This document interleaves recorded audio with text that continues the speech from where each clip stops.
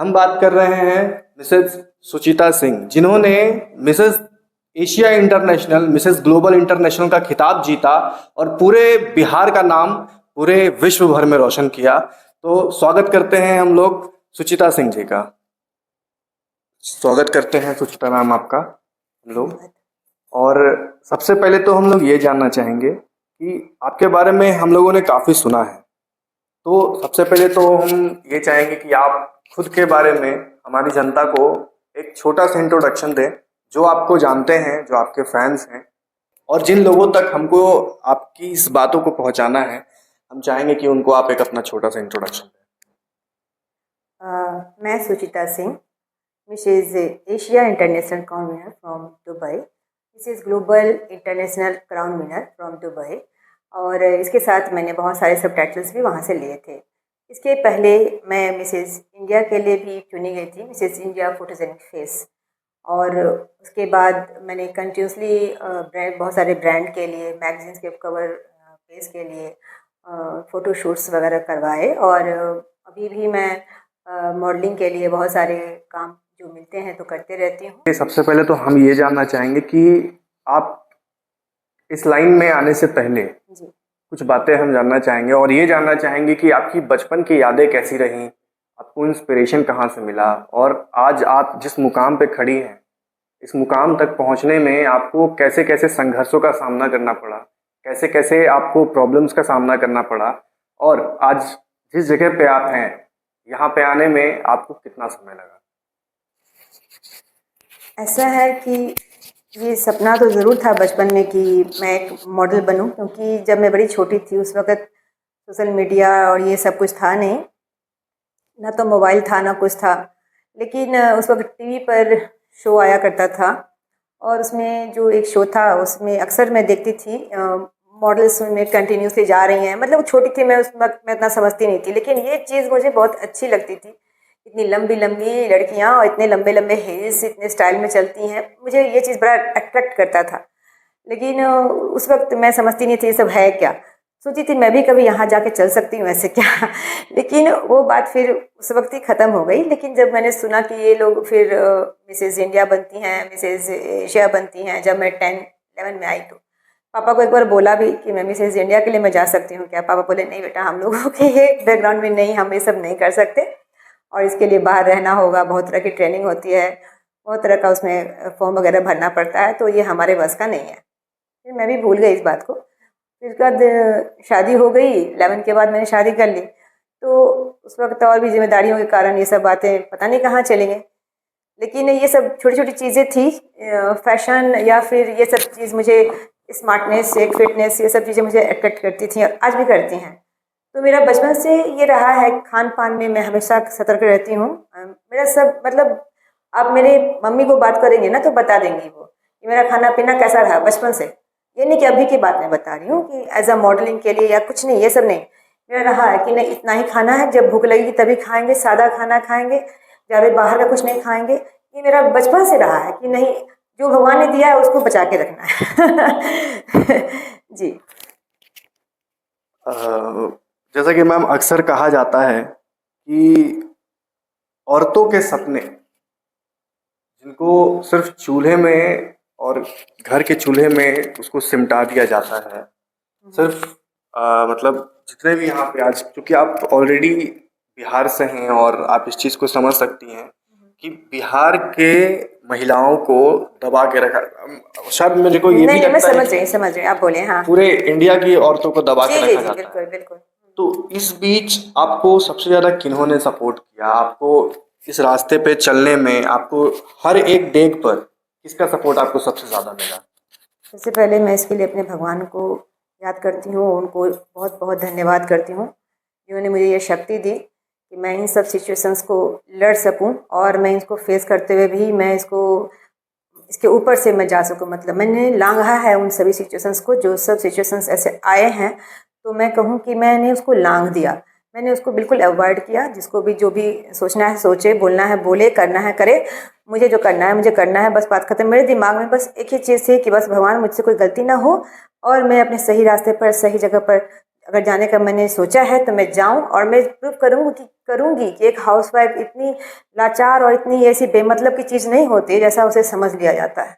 तो यही बात थी मेरे दिमाग में कि मुझे अपने आप को प्रूव करना है कि एक हाउसवाइफ मैं हूँ, क्योंकि मुझे बनना तो नहीं था हाउसवाइफ, लेकिन कुछ ऐसे सिचुएशंस आते गए कि बस सिमट के मैं घर में रह गई। लेकिन मुझे फिर लगा कि नहीं, ज़रूरी नहीं है इस चीज़ को करना, क्योंकि मैंने कोई गलती जब की ही नहीं है तो मैं ऐसे क्यों, और फिर समय है मेरे पास अब, तो मैं करती हूँ मुझे जो जी मैं। सही, आपकी पीछे की एक कहानी भी है कि आप एक LIC एजेंट भी रह चुकी हैं, जी जी तो इसके पीछे की क्या कहानी है? जी, मैंने जैसा आपको बताया, मैं घरेलू महिला बनना नहीं चाहती थी कभी से भी, कभी नहीं। मुझे लगता था कि 2 पैसे जो भी हों, बस काम में बिज़ी रहो, 2 पैसे कम ही आएंगे चलेगा, लेकिन कहीं बिज़ी रहो। और बिज़ी रहना सबसे अच्छा इसलिए क्योंकि मैं अगल-बगल जाके बैठना, गॉसिप करना, उसकी बात उसको, उसकी बात उसको, इन सब चीज़ों में मैं कभी रही नहीं हूँ। ये पटना में मेरा, आप कहीं से पता कर लो, 4 औरतों के बीच बैठे हुए आपने कभी देखा नहीं होगा मुझे। तो मेरा उन सब चीज़ों में मन नहीं लगता। मैं नहीं कहती कि वो सब गलत हैं, लेकिन मेरा मन वहाँ नहीं लगता है। तो मेरा लगता है कि मैं कुछ क्रिएटिव करूँ, कुछ ऐसा करूँ जो कि मुझे भी अच्छा लगे और दूसरे को भी अच्छा लगे। तो मैं इन सब चीज़ों पे मेरा फोकस ज़्यादा रहता है। उसमें बहुत सारी चीज़ें सीखने की चीज़ें होती हैं, तो मैंने सिलाई कढ़ाई से लेके खाना बनाना से लेकर के सब कुछ सीखा। शादी के बाद सीखा, शादी के पहले खाना वाना बनाने के लिए कभी किचन में जाना अलाउ नहीं था, लेकिन सीखा क्योंकि मुझे ये पसंद है। मुझे लगता है कि मुझे हर चीज़ मुझे आना चाहिए तो सीखा। उसी तरह से मैंने इन सब चीज़ों को भी सीखा। आप अपने लाइफ का कोई एक ऐसा एक्सपीरियंस शेयर कीजिए, कोई एक ऐसा पल बताइए जो आज तक आपको याद है और वो आपको मोटिवेट रखती है। मैं जब छोटी थी तो हमेशा मुझे लगता था कि मैं ऐसी छोटी रह जाऊंगी और कभी बड़ी नहीं होंगी, मतलब कि स्कूल जाना, घर आना, इससे आगे कभी सोचा नहीं था कि कभी बड़े होंगे तो कभी ऐसी भी जिम्मेदारियां भी होती हैं जो जैसे मम्मी पर है वैसे मेरे पर भी होगी। लेकिन जब ये सब जिम्मेदारियां आई तो आजकल की लड़कियों की तरह मैंने ऐसा कभी उस चीज़ को नहीं लिया कि हाय हाय अब हम क्या करें, अब हम कैसे करें, अब तो हमसे कुछ होगा नहीं, मम्मी क्या जाके बैठ गया, चाहे कहीं जाके बैठ गया। एक्चुअली जितनी भी सिचुएशंस आते गए मैंने उसको इजीली एक्सेप्ट किया, चाहे तो वो घर के प्रॉब्लम्स हो, फिनेंशियल प्रॉब्लम्स हो, या फिर कोई भी ऐसा प्रॉब्लम हो जो मेरे मन का कोई सपना था टूट गया हो या नहीं पूरा हुआ हो, उसको मैंने बहुत इजीली आराम से एक्सेप्ट किया। मुझे लगा कि दुनिया है, बहुत सारी चीज़ें इसमें यहाँ होते रहती हैं और ये चीज़ें आजकल की लड़कियों को भी समझनी पड़ेंगी कि जो चीज़ें होती हैं उनको इजीली एक्सेप्ट करो, थोड़ा संतोष करो, थोड़ा वेट करो, पेशेंस थोड़ा ज़रूरी है। और मैंने पेशेंस रखा, मैंने सालों साल पेशेंस रखा कि सब ठीक हो जाएगा, सब ठीक हो जाएगा, जो मैं चाहती हूँ वो होगा, घर में सब कुछ ठीक ठाक हो जाएगा, या फिर घर के कंडीशंस जो भी थे, मतलब फिनेंशियली जो प्रॉब्लम्स वो सॉल्व हो जाएंगे। विश्वास भगवान पे रखना चाहिए और पेशेंस रखना चाहिए। ये चीज़ें मेरे जो था कि मैं कभी टूटूंगी नहीं, कभी गिरूंगी नहीं कहीं पैसों के लिए या फिर किसी भी चीज़ के लिए, मैं किसी भी इंसान के पास नहीं गिरूंगी। ये मेरा एक अपना रूल है, आज भी ये मेरा उसूल है। मैं कमाना चाहती हूँ, मैं कमाना चाहती थी और इसके लिए मैंने LIC भी किया था और आज भी मैं कमाने के लिए, मतलब ये कमाने का मतलब पैसा अर्न करना बहुत ज़्यादा वो नहीं, मतलब कि इंगेज भी रहो, 2 पैसे भी आए और इंगेज भी रहो। सबसे बड़ा चीज़ है इंगेजमेंट होना, क्योंकि उसे फितूर की बातें दिमाग में आती नहीं है। तो ये सब चीज़ें मेरी शुरू से रही है आदत, तो उसी के तहत मैंने ऐसे LIC भी किया था, तो उसी के तहत किया था। और अभी भी मैं जो कुछ भी करती हूँ तो वो मेरा एक अपना जो रूल है अपने लाइफ जीने का, कहीं गिरना नहीं है, टूटना नहीं है, पैसों के लिए कहीं किसी के पास झुकना नहीं है। अपने जो पापा से मैंने सीखा है इज़्ज़त की ज़िंदगी जीनी है, तो इन चीज़ों पर मैंने हमेशा अपने आप को खरा साबित किया है। और जितने भी मेरे जानने वाले लोग हैं नज़दीक के, वो आप कहीं भी किसी से भी पता कर लें, आप तो पत्रकार लोग हैं तो आपको मिल जाएगा मेरा रिकॉर्ड कि कैसी लड़की मैं बचपन से रही हूँ और आज भी मैं कैसे हूँ। आप ऑलरेडी एक मैरिड वुमेन हैं हम्म, और अभी के ज़माने में भाई हो या कोई अदर इंसान हो, वो भाभी कह करके बुलाते हैं। जी जी। तो ये भाभी वर्ड का आपके लाइफ पाथ में क्या मतलब, इस वर्ड का क्या आपके मतलब वैल्यू है? कहाँ से ये वर्ड आया, इसकी उत्पत्ति, इसके बारे में आज के लोगों की सोच, क्योंकि आज तो लोग इस चीज़ को गंदा कर चुके हैं। भाभी मतलब पहले लोग भाभी वर्ड को माँ समान समझते थे, आज लोग भाभी वर्ड को कुछ किसी अलग नज़र से देखते हैं। आज ही नहीं, मैं जब से होश संभाला है मैंने इस चीज़ को मैंने देखा है।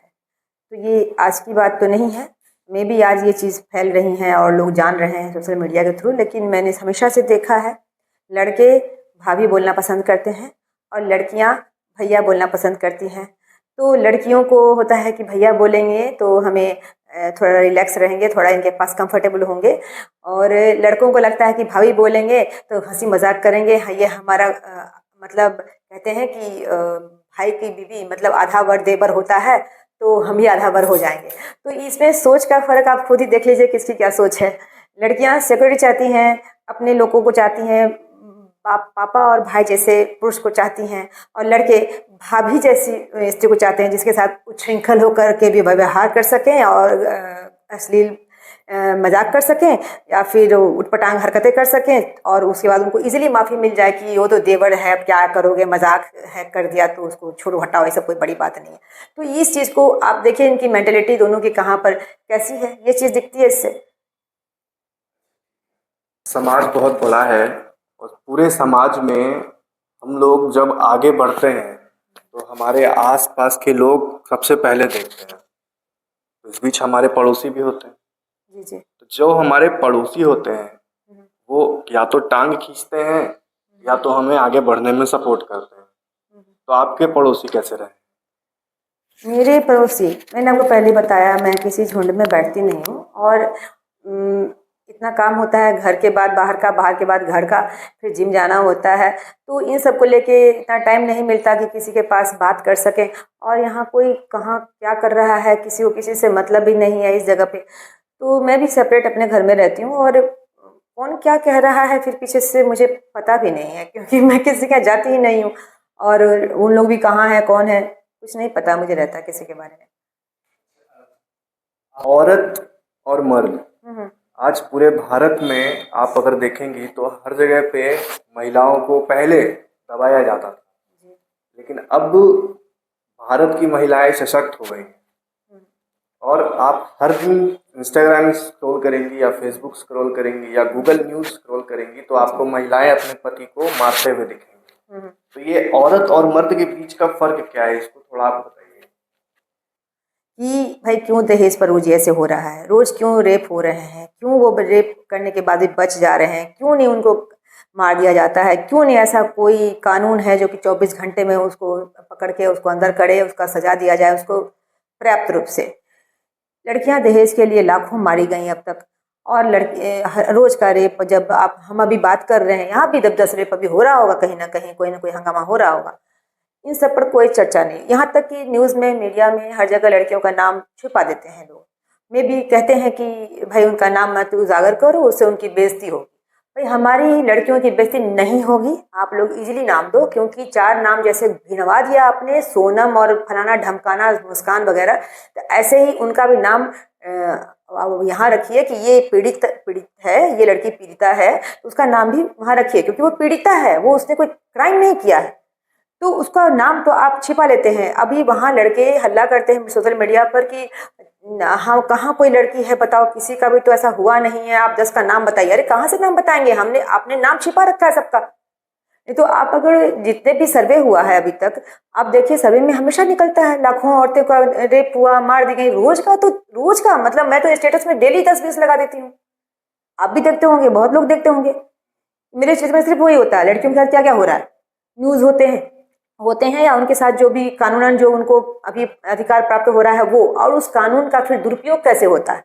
अभी पुरुष आयोग बनेगा, ये होगा, हंगामा क्यों बनेगा, बिना पुरुष आयोग के तो इतना दिन से इतना ये हंगामा कर रखा है, अभी बन जाए तो क्या ही करेंगे फिर ये लोग, क्या करेंगे फिर। और जो लड़कियां आज ऐसे कर रही हैं, अगर तो मान के चलिए कि अगर आपने किसी को 10 थप्पड़ मारा है तो 1 थप्पड़ उलट के आपको मारेगा वो, ये बात पुरुषों को जाननी पड़ेगी, आपको माननी पड़ेगी कि आखिर उसके भी समय कोई चीज़ का बर्दाश्त करने की एक उसके भी एक क्षमता है, एक लिमिट तक ही कोई चीज़ होता है, लिमिट से बाहर आप क्रॉस करेंगे तो वो वापस फिर वो आपको वो चीज़ मिल जाएगी। तो लड़कियां बहुत ही हमेशा से शांत रहने वाली हैं, बातों को गटक जाती हैं, घर की बातों को कि भाई चलो पति का बेइज्जती हो जाएगा, चाहे पापा का बेइज्जती, दोनों तो मेरे अपने हैं। लेकिन लड़के इस चीज़ को नहीं समझते। वो माने किसी के भी सामने पत्नी की बेइज्जती कर देते हैं, किसी के भी सामने बेटी की बीवी को बाहर बारी साबित कर देते हैं, और कहीं भी आके बीवी की चुगली शुरू कर देते हैं। तो ये सब चीज़ें उनको समझनी पड़ेगी कि माँ है या बीवी है या बहन है, सब तो स्त्री है। आप माँ को अगर प्रेम देते हैं, प्यार देते हैं, सम्मान देते हैं, तो वो भी स्त्री है, वो भी पत्नी है। और उतना ही नहीं, माँ तो आपकी चली जाएंगी बीच सफर में छोड़ के आपको, पत्नी आपकी मरते दम तक साथ रहेंगी। अब कुछ तो उसको अपने बराबर समझिएगा। लेकिन अब आप उसको है वह कर रहे हैं, तो एक दिन तो उलट के दे देगी बढ़िया से। वही हो रहा है। हम तो वही मानते हैं, क्योंकि जो चीज़ आज तक होता आया उसका साइड इफेक्ट तो होना ही था। कहावत भी है, 100 सुनार का तो एक लुहाड़ का। अभी ये कैसे मान लिया लड़कों ने कि हम ही सिर्फ रूल कर सकते हैं? क्या यहाँ कोई लक्ष्मीबाई नहीं थी? यहाँ क्या रूल करने वाली कोई महारानी नहीं थी पहले? आपने औरतों के नाम नहीं जाने हैं अब तक? किस किस औरतों ने क्या क्या कांड करके रखे हैं? मतलब सॉरी, कांड नहीं, मतलब उनके जो ये रहा है, उनका अपना बोलबाला, अपना व्यक्तित्व रहा है, उनमें गट्स है औरतों में भी। आप कैसे मानते हैं कि आप दबा देंगे? और वो दबती नहीं है, एक्चुअली औरतें दबती नहीं हैं। ये उनका प्यार है, अपनापन है, जो वो इग्नोर करती हैं, वो दबती नहीं है। ये इस भ्रम में कभी भी कोई पुरुष ना रहे कि औरत दब रही है आपसे। वो सिर्फ ये चाहती है कि घर में हंगामा नहीं हो, बेमतलब का मारामारी नहीं हो जाए, फालतू का हंगामा ना हो जाए। इसके लिए वो उन बातों को वो गटक जाती है। वो सोचती है कि छोड़ो ना, कौन सा हंगामा होने करके क्या मिलने वाला, क्या मिलने वाला। क्योंकि उसको पता है हमें सच में कुछ नहीं मिलेगा। माँ बाप के यहाँ जाओ तो वहाँ से एक झाड़ मिलेगा, बाहर कहीं जाओ तो पैसे नहीं है, घर में रहो तो ये सुनेंगे, तो चलो बकने दो। ये सोच के औरतें इग्नोर कर देती हैं। लेकिन अभी क्या है कि लड़कियां, औरतें कमा रही हैं, और कमा रही हैं तो इसलिए कमा रही हैं कि उनको सच में ये इज्जत, अपना आत्मसम्मान प्यारा है। वो इसलिए नहीं कमा रही हैं कि उनको घर में 2 रोटी खाने को नहीं मिलेगा। वो पापा के यहाँ रहें या पति के यहाँ, इतना तो मिलेगा उनको, लेकिन फिर भी वो कमाना चाह रही है। क्योंकि उनको पता है कि अगर हम घर में रह गए तो हमारी इज्जत का ये प्रकट करवा देंगे कि मैं ही कमाता हूँ तो तुम खाती हो, मैं कमाता हूँ तुम खाती हो, तुम सिर्फ खाती हो। ऐसा सुनने को वो तैयार नहीं है औरतें। आप नहीं बोल सकते ऐसा, आपका कोई राइट नहीं है। एक लड़की को लाया, उसको आगे नहीं बढ़ने दिया, उसको पढ़ने नहीं दिया कि मेरी इज्जत खराब हो जाएगी, मेरा बाप दादा के यहाँ कोई लड़की औरत काम नहीं की है हमारे खानदान में, ऐसा बोल के आप उसको आगे बढ़ने नहीं देते। उसके बाद जब एक एज होती है 40-45, तब आप कहते हैं कि भाई तुम्हारा भार हमसे ना उठेगा, तुम तो सिर्फ करती क्या हो, खाली खाती हो, घर में खाती हो, हम ही हैं तो तुम जिंदा हो, अदरवाइज तुम मर जाओ, तुम तो मरी जाओगी। मतलब इस तरह के आप बोलेंगे तो ये कितना ही गंदा, बहुत चीप सा लग रहा है ना। तो ये आप किसी को भी अगर ऐसे, आपके कारण वो ऐसे है ना, आपने मना किया तभी उसने जॉब नहीं किया, आपने मना किया तो उसने पढ़ाई नहीं की, आपने मना किया तो उसने घर में रही वो लड़की, और फिर आप उसको कहेंगे कि तुम नहीं पढ़ी, तुम बेकार हो, तुम्हारा तो हम खर्च नहीं उठाएंगे अपना, समझो। ये क्या बात हुआ भाई? तब तो वो उलट के ऐसा कांड कर बैठेगी जो आपने सपने में नहीं सोचा होगा। क्योंकि गुस्सा तो हर किसी को आता है। फिर आपने ये काम किया, फिर उसका रिस्पॉन्स, उसका जवाबदेही कौन है? फिर अगर आपको उसको नहीं सर्वाइव करना था होल लाइफ, तो आप उसको शुरू में ही कह देते भाई तू अपना कमाओ, तू अपना खाओ, हम अपना कमाए अपना खाए, एक छत में रहेंगे, बात खत्म, शादी, यही शादी है हमारा, एक कॉन्ट्रैक्ट है, बात खत्म, अपना अपना कमाओ, अपना अपना खाओ, कोई दिक्कत नहीं है। तब औरत कहे कि नहीं कमाएंगे तुम्ही को देना, तब एक बात हुआ। अगर कोई औरत लड़की कमाना चाहती है तो वहां भी उसको प्रॉब्लम करते हैं। जो नहीं कमाना चाहती हैं वो तो उनका तो छोड़ ही दो, वो जमाना खैर अब पीछे गया। कमाना चाहती नहीं थी बच्चों के कारण, ये वो, अब तो लोग बच्चे को टांग के कमान जाती हैं।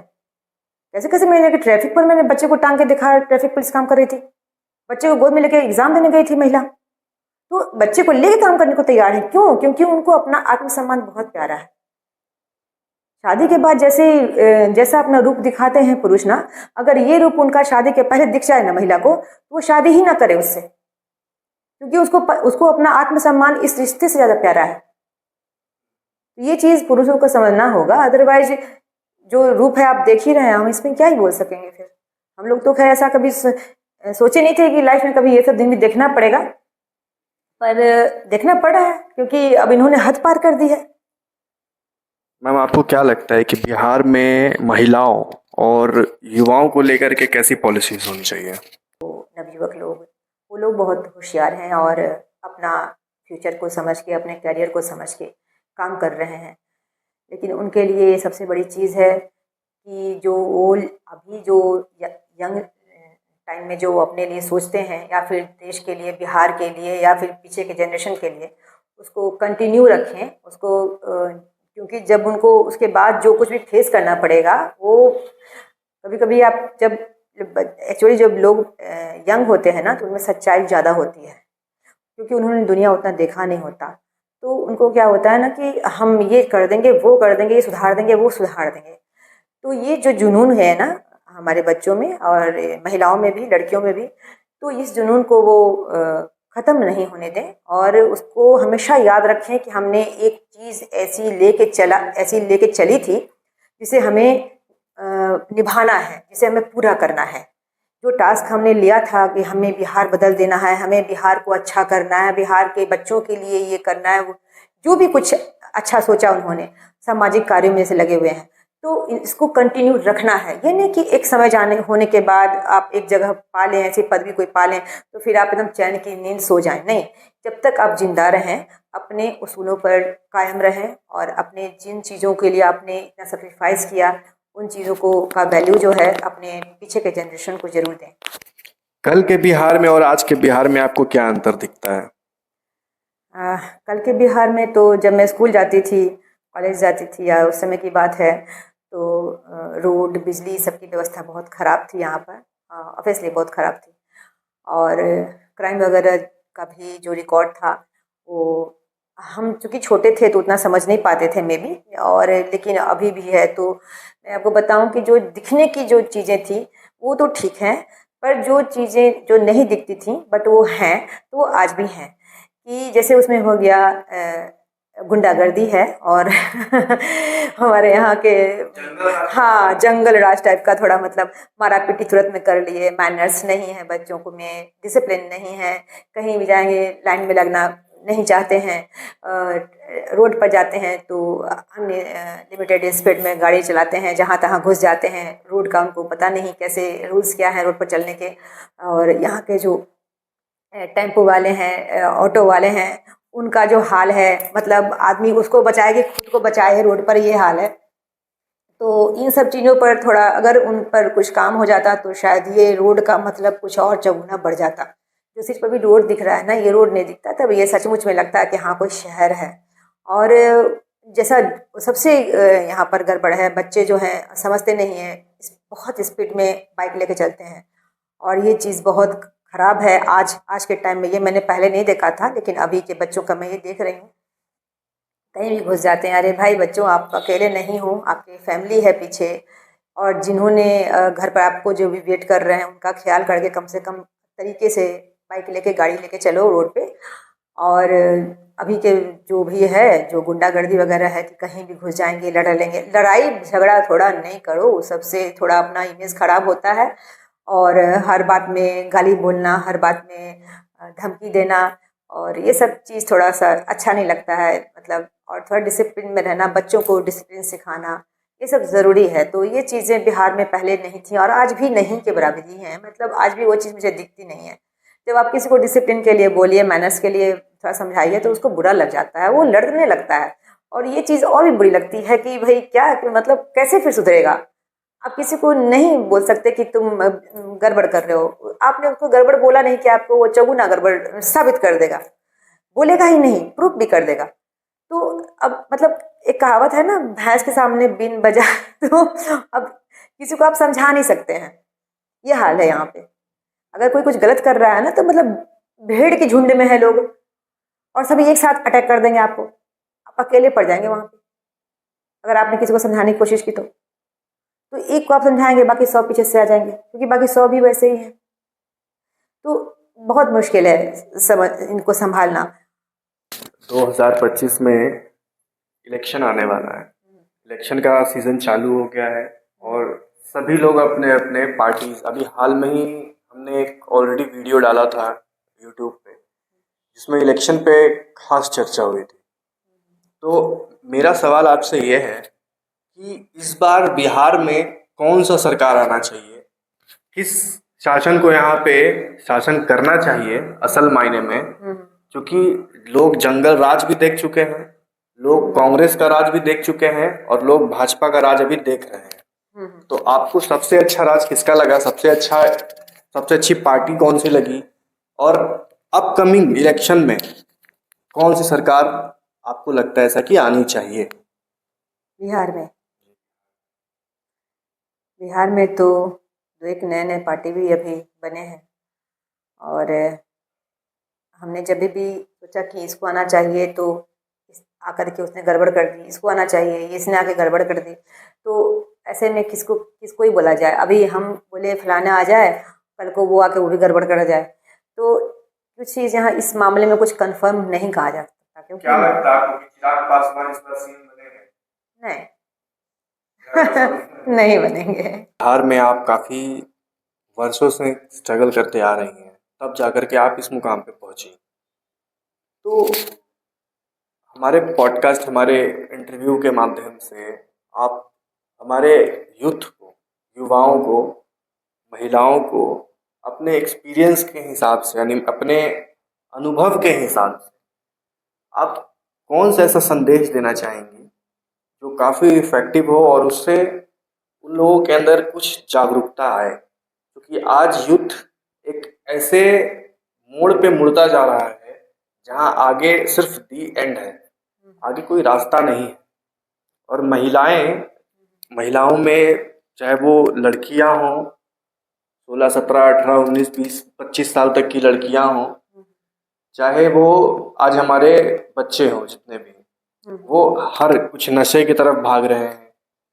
लड़के हो या लड़की, दोनों के पेरेंट्स जो हैं, सबसे पहले दोनों को एक साथ कमांड कीजिए। ये नहीं होना चाहिए कि लड़की निकली है तो पीछा करो, बेटा देखो कहाँ गई, बेटा आई क्यों नहीं, बेटा भाई फिक्र करे जा रहे हैं उसकी, और लड़का गया तो आ जाएगा ना, आ जाएगा, देख लेंगे, होगा, आसपास ही होगा। ऐसा नहीं होना चाहिए, क्योंकि अगर आपको लगता है लड़की कोई बाहर गड़बड़ कर रही है तो उसके साथ गड़बड़ करने वाला एक लड़का ही है। तो अगर आपका लड़का नहीं निकलेगा तो फलाने की लड़की बचेगी, और अगर फलाने का लड़का नहीं निकलेगा तो आपकी लड़की बचेगी। तो इस चीज़ को समझना होगा कि दोनों को ही कमांड करना चाहिए। तो और दूसरी बात क्या, बच्चों को खुद समझना होगा कि मेरे लिए क्या बेनिफिशियल है, पढ़ाई, जॉब, कैरियर या पार्टी पॉलिटिक्स। क्योंकि हमारे बच्चे, युवा आजकल सिर्फ नशा के कारण ही बर्बाद नहीं है, पार्टी पॉलिटिक्स के कारण भी बर्बाद है। ये नेता लोग उनको बहका देते हैं वोट के टाइम में, और उनको इतनी समझ नहीं होती, एज कम होता है उनका, टीन एज है, गोल्डन टाइम है उनका पढ़ाई लिखाई का। वो बेचारे दो पैसे के लिए कहिए या फिर घूमने फिरने के शौकीनी होती है उस एज में लोगों को, बच्चों को, उसके कारण बच्चे इधर उधर चले जाते हैं और सालों भर उसमें उनका बर्बाद हो जाता है। लड़कियां हैं जो फैशन के मामले में आगे तो आना चाहती हैं, पर उनको ये नहीं पता है कि किस किस तरह की प्रॉब्लम्स उनको फेस करनी पड़ सकती है।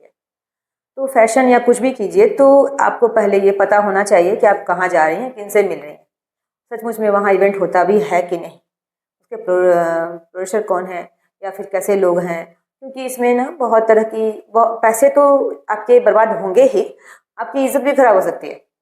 तो इस चीज़ को लड़की को बहुत स्ट्रिक्ट होकर के अपने ऊपर काम करना पड़ेगा। मतलब आप इस मामले को बिल्कुल टाइट रहो कि हमारा जो रूल है अपने हिसाब से जीने का, एक जगह इज्जत से रहना है, इसको छोड़ के जो भी बात करनी है कर लो, पैसे जाएं तो जाएं, लेकिन हम इधर उधर ना होने वाले हैं। ये एक माइंड सेटअप होना चाहिए लड़कियों में कि हमारी कोई बेइज्जती नहीं कहीं कर सकता, और हम कहीं भी गिरेंगे नहीं पैसों के लिए या पब्लिसिटी के लिए, कि हमें इतनी पब्लिसिटी मिल जाएगी तो नाम मिल जाएगा, नेम फेम हो जाएगा, हमारे पेपर में नाम आ जाएगा, टीवी में, उसके लिए जाके कहीं भी बढ़ जाएंगे, किसी से भी मिल लेंगे, किसी से भी बात कर लेंगे। अगर किसी ने कोई कंधे पर भी हाथ रख देना तो अलर्ट रहो, उसने कंधे पर हाथ क्यों रखा, क्योंकि ये वो न तो ये वो युग है, न ये वो समाज है एक पुरुष किसी महिला को आगे बढ़ाने के लिए कंधे पर हाथ रखेगा। अब वो समय चला गया है। तो अगर कोई ऐसे आपके साथ पेश आता है तो थोड़ा सा अलर्ट रहो। और लड़कों को भी है कि पार्टी पॉलिटिक्स के चक्कर में अपना समय बर्बाद नहीं करें, पढ़ाई लिखाई करें। माँ बाप के सपने हैं कि भाई मेरे बच्चे पढ़े लिखें और नाम कमाएं, पैसे कमाएं, इस चीज़ को ध्यान में रखें।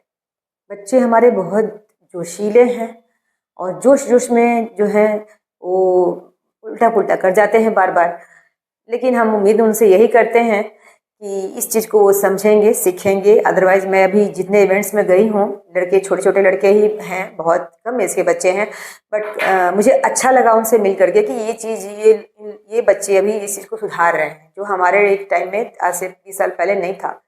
तो अभी ये चीज़ बच्चे सुधार रहे हैं इस चीज़ को। आज के जनरेशन के बच्चे जो थोड़ा होशियार हैं, और इस तमीज़ से बात करना, तमीज़ से पेश आना और बातों को सुनना, ये बड़ी चीज़ है कि आपको जब कोई कुछ कह रहा है तो आप सुनिए आराम से कि फलाने सामने वाला क्या कह रहा है, और तब उसका उत्तर दीजिए। बीच में बात को नहीं काटिए, और जब भी कुछ कहना हो आराम से बात कीजिए। लड़ाई झगड़ा करके हाइपर हो करके नहीं बात कीजिए, क्योंकि आपका ये स्मूथनेस, आपका ये बिहेवियर, ये आपके डिसिप्लिन होने का सबूत है। और आपका जो मैनर्स है यहीं से झलकता है कि आप बात कैसे करते हैं, सामने वालों को आप कैसे इम्प्रेस करते हैं। आप किसी को भी सबसे पहले बात करके ही इम्प्रेस कर सकते हैं, और रुपया पैसा या फिर कुछ भी गिफ्ट आप बाद में देंगे। पहली जो इम्प्रेशन होती है कहीं भी आदमी का, एक पर्सनैलिटी, जब हम किसी को रीड करते हैं तो सबसे पहले होता है कि उसने कैसे बात किया, उसकी बोलने की तरीका, उसका बोलने का तरीका क्या है। ग्रूमिंग के क्षेत्र में करियर बहुत अच्छा है, बट पटना में लोग अफोर्ड नहीं कर पाते। यहाँ के लोग पेमेंट भी नहीं कर पाते। अगर किसी के यहाँ ग्रूमिंग क्लासेस दो तो अच्छा पेमेंट नहीं करता, टाइम पर नहीं देता या नहीं देता, ये भी होता है कि नहीं देता। तो यहाँ मुफ्त की चीज़ें लोगों को ज़्यादा चाहिए होता है। तो इन सब कारणों से मैं यहाँ ज़्यादा मैं अपना टाइम वेस्ट नहीं करती हूँ। मेरा जो भी काम होता है तो मैं बाहर ही बाहर करती हूँ। कुछ एक लड़कियाँ अगर पर्सनली बात करती हैं, मिलती हैं तो ठीक है, अदरवाइज मुंबई वगैरह ठीक है। डांस का कंपटीशन था, हाँ अभी ये याद आ रहा है मुझे, और एक और मदेसर का था, तो इसका भी डांस स्कूल में ही था और मैं गई थी। बिहेवियर भी बहुत अच्छा इनका है। एक रहमान करके लड़का है, उसका भी अच्छा है। मुजफ्फरपुर का उसका इवेंट्स वगैरह था तो मैं वहाँ भी गई थी।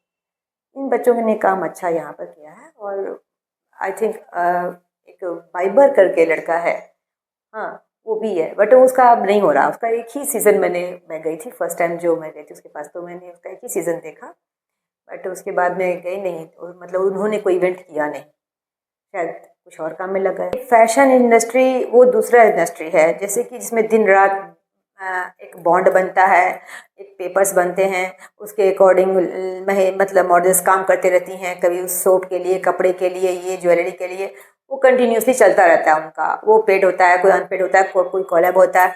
तो उसमें क्या हो सकता है, नहीं हो सकता है। अब जहाँ आदमी है, एक पुरुष है, एक महिला है, तो उसमें क्या हो सकता है उनके, तो वो दूसरी बात है। लेकिन जहाँ पर है कि हम ये चीज़ है कि नहीं, हमें ये पेजेंट्स की बात मैं जहाँ कर रही हूँ, तो इसमें ऐसा नहीं है जो वो उसमें है, क्योंकि पेजेंट्स तो एक कंपटीशन जैसा होता है कि जहाँ देश विदेश की महिलाएं आती हैं, मॉडल्स आती हैं, अपने आप को प्रूव करती हैं। टैलेंट राउंड होता है उनका उनका इंट्रो राउंड होता है, ट्रेडिशनल राउंड होता है। इन सब राउंड में उनके नंबर मिलते हैं उनको, उसके बाद वो चुनी जाती हैं जजेस के द्वारा, उनके क्वेश्चन आंसर होते हैं। तो वो दूसरी चीज़ है, ये दूसरी चीज़ है, ये दोनों एक नहीं है। इसमें से कुछ निकल के भले उस लाइन में चली जाती हैं तो वो कंटिन्यूसली उसमें लगी रहती हैं, दूसरी बात है। उसमें से निकल के फिर कुछ फिल्म में चली जाती हैं, वहाँ क्या करती हैं फिर अपना, उनकी दूसरी बात है। लेकिन जहाँ कंपटीशन की बात है वहाँ ये चीज़ नहीं होती है। यहाँ सिर्फ कंपटीशन होता है कि हमें आगे जाना है, हमें आगे जाना है। तो हमारे कॉस्ट्यूम कैसे होना चाहिए, हर राउंड का अलग अलग कॉस्ट्यूम है, तो उसमें कैसे होना चाहिए, टैलेंट में क्या हमें दिखाना है, उसका तैयारी, तो ये दूसरा चीज़ होता है, वो दूसरा चीज़ होता है। ये आप तीनों को एक जगह नहीं कर सकते। बॉलीवुड दूसरी दुनिया है, वहाँ तो कुछ लोगों ने कब्जा कर रखा हुआ है, और उस बाहरी आदमी कोई घुसता है तो उसको सब मिलके एक्सप्लॉइट करते हैं, उनको सब मिलके मतलब वहाँ पर दुर्गति करते हैं उसकी। तो ये वो दूसरी दुनिया है।